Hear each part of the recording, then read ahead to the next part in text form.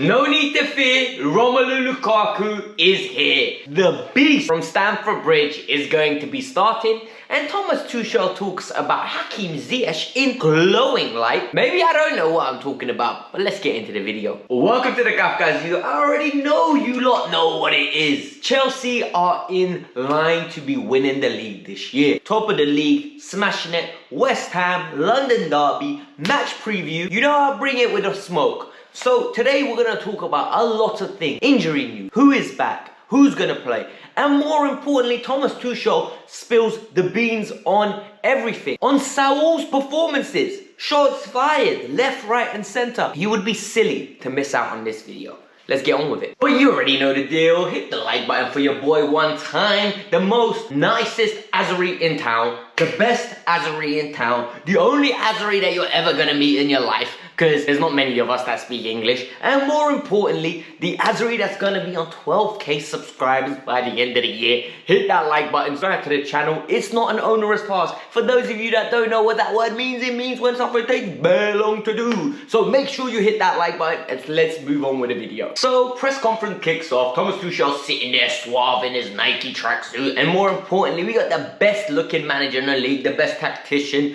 the absolute boss, Thomas Tuchel, sitting there. And he gives us the team news. And the team news, 4 players are out. 4 players are out. Trevor Chalobah is out of the game. And I told you lot, this is what happens when fatigue hits. And we're going to have to get used to this. This period is going to be difficult. So Trevor is out. It means Christensen, Thiago Silva or Azpilicueta have to play on the weekend. It's as simple as that. There's going to be not as much rotation.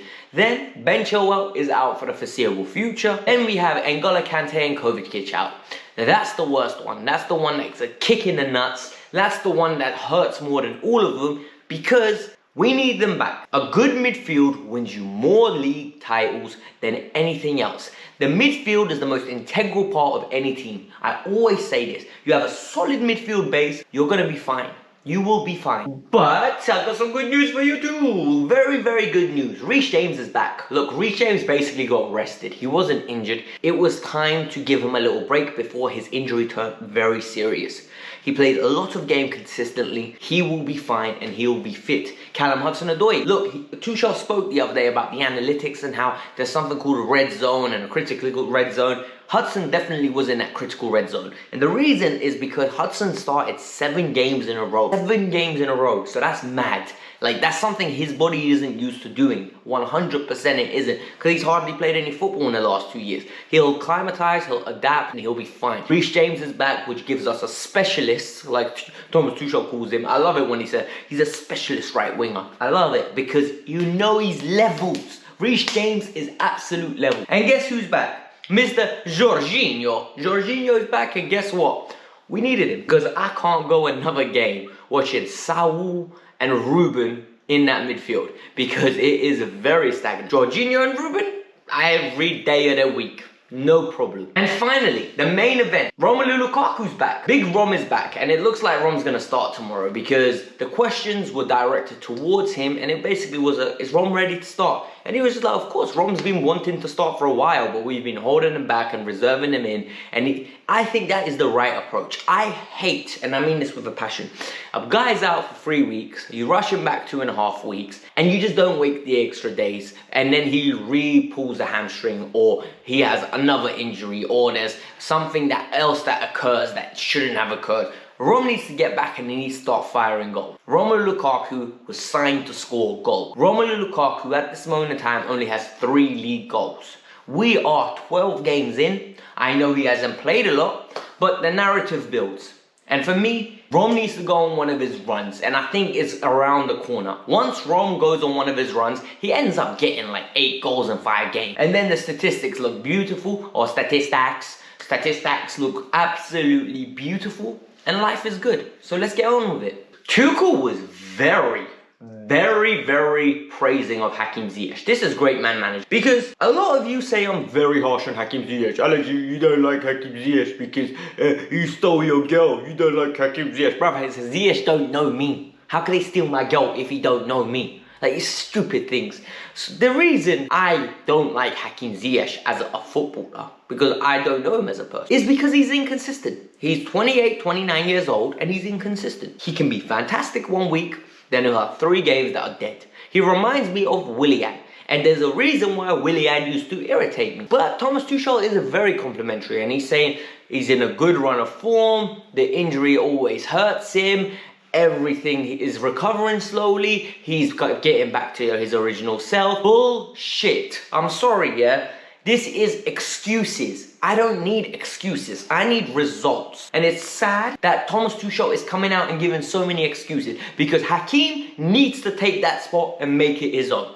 Hakim is a very good footballer. Someone said to me the other day in the comment, he's got 5 league goals and contributions altogether in the last 5 games. Not league, all comps. And I'm like, is this what we signed Hakim Ziyech to be? 2 goals, 3 assists, and all of a sudden we need to be raving about him. No, he's better than that. We all agree he's a better footballer than that. He is a very good, arguably the best creator we have in this team.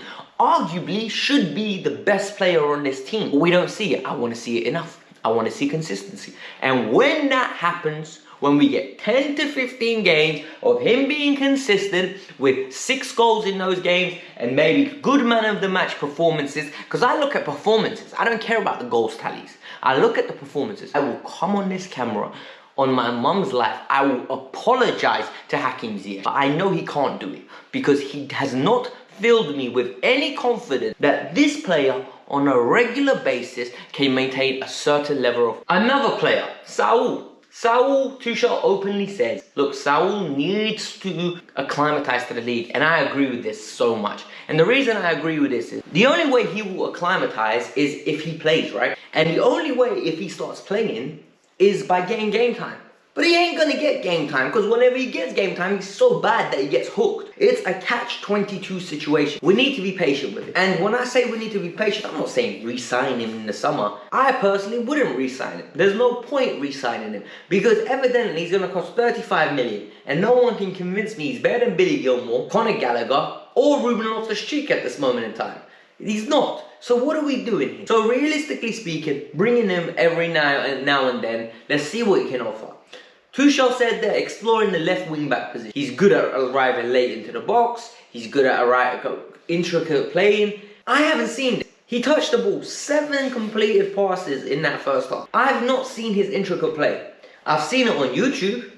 I've seen it for Atleti, but I don't know what it is. Maybe going from a counter-attacking side to a team that dominates possession has been very difficult. But then he plays for Spain's international team, or he used to play. So it's very confusing. I don't know what's going on. But we're playing West Ham, peeps, and this is going to be a tough game. And I always say this, West Ham at home or West Ham away is a bloody tough game, because the Hammers always raise their game. We are their Champions League final. They want to be the best team in London. At this moment in time, they're the 2nd best team in London. And for me, at this moment in time, they don't get enough respect for how good they are. Mikel Antonio is an absolute monster. We need to deal with him. Saïd Benrahma, Fornals, and Bowen are very good players. They can harm you on any given day. Any defense will be scared of them because they've got one-on-one ability, they've got a good eye for a pass, and more importantly, they like to shoot on sight, all 3 of them, which is very exciting for West Ham because they've got a good 1 to 11 these days. It's going to be nice to see Kurt Happy Zuma. I think the performance needs to be important, but I think Chelsea should win, and I do think we are going to win. I think it's going to be a statement win. I think it'll be one where we grind it out, but it will keep on going. A lot of people are going to be frustrated in the upcoming weeks, and the reason they're going to be very frustrated is because Chelsea aren't going to be doing it pretty. Chelsea, I don't think, are going to be winning games, then people will be like, oh, you know what, look at Chelsea, huh? Look at that fella over there, lovely, lovely, bubbly, jubbly. No, it's not going to be like that. It's going to be lovely results, ugly performances. It's going to be 2 out of 10 performances sometimes, then it'll be a 9 out of 10, then it'll be back down to a 3 out of 10.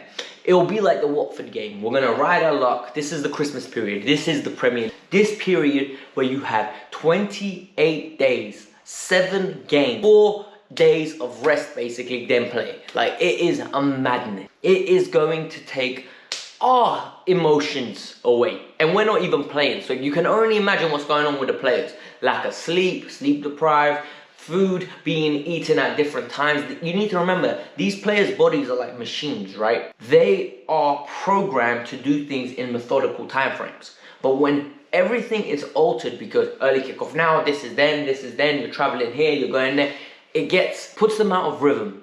So it'll be very exciting to see how we deal with this.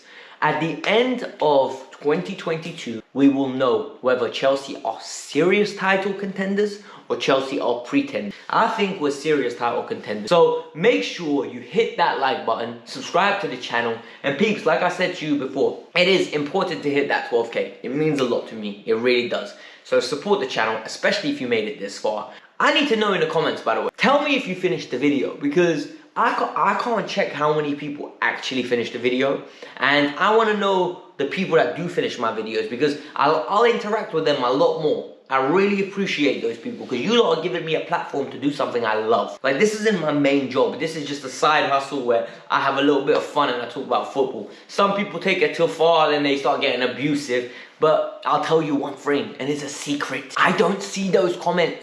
I've got the inappropriate comments excluded straight away. So you can keep typing, but I'm not seeing them. I only see the positive stuff because I'm only giving my attention to positive people. Be constructive, disagree with me all you want. Just be respectful. Peace out, I'm out. See you tomorrow for the match review. Bye.